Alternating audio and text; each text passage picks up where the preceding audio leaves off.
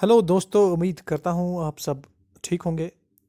कुछ मसरूफियात की वजह से बीच में ब्रेक लेना पड़ा, वीडियो शेयर नहीं हो पाए, उसके लिए माजरत चाहता है। हाजिर हूँ मैं आज एक ऐसी कहानी लेकर जिसे सुनकर आपके अंदर भी एक मोटिवेशन आ सकती है।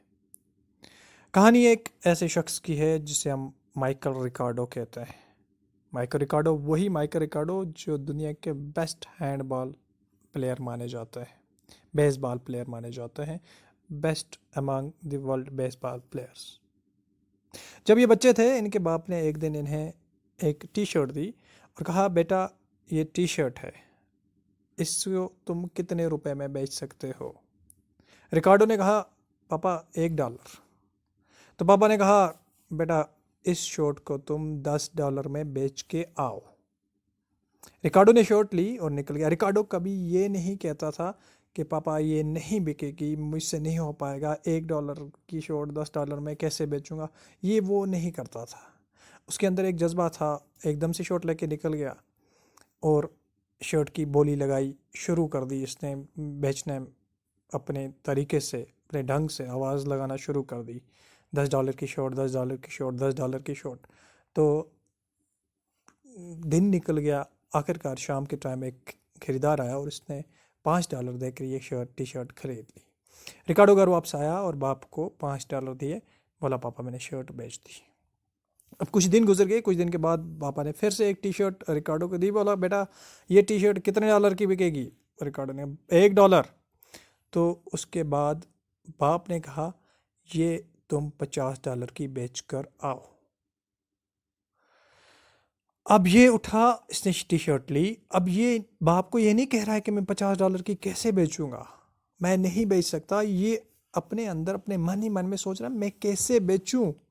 और इसने बहुत सोचने के बाद अपने एक फ्रेंड से हेल्प ली और वहाँ पे कुछ मिकी माउस के स्टिकर्स थे, वो अब इस टी शर्ट पे चिपका दिए और ये टी शर्ट लेकर वो बाज़ार में निकल गया।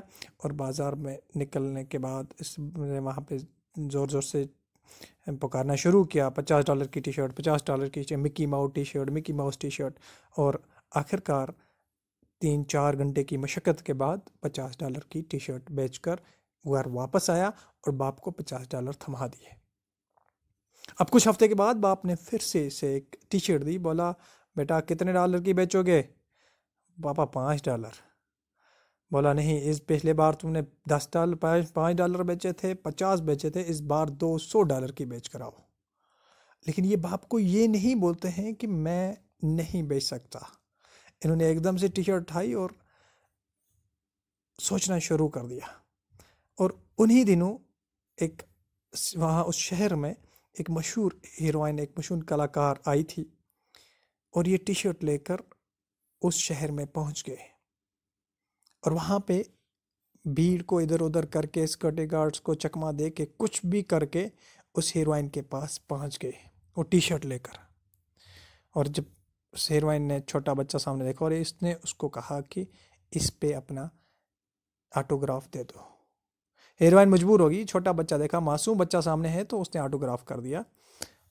उसके बाद वो टी शर्ट लेकर एक चौक पे खड़े हुए और कहा कि $200 की टी शर्ट है, फलां हीरोइन का ऑटोग्राफ इस पे है। भीड़ जमा होगी, बोली लगती गई, $250, $300, $500, $1000। और भीड़ के आखिर में एक शख्स ने कहा $2000। तो ये $2000 में टी शर्ट बेच कर घर आए, बाप को दिए। अब कहने का मतलब ये है कि हमें कभी ये नहीं कहना चाहिए नहीं होगा, नथिंग इज इम्पॉसिबल है। There are possibilities, there are thousand and thousand of possibilities when you think for them. जब आप उनके ऊपर सोचेंगे तो आपके सामने हज़ार रास्ते खुलेंगे। हर मुसीबत का कोई ना कोई रास्ता, कोई ना कोई हल ज़रूर होता है। और यही सोचकर वो दुनिया के बेहतरीन बेसबॉल प्लेयर बने। हमें भी यही सोचना चाहिए। हमें जो भी टास्क दिया जाए, ये ना सोचें नहीं होगा, होगा कैसे होगा, वो करना है। तो दोस्तों, ये थी आज की कहानी। हाजिर होऊंगा कल से फिर एक कहानी के साथ। सबसे गुजारिश है, पेज को लाइक और शेयर ज़रूर करें।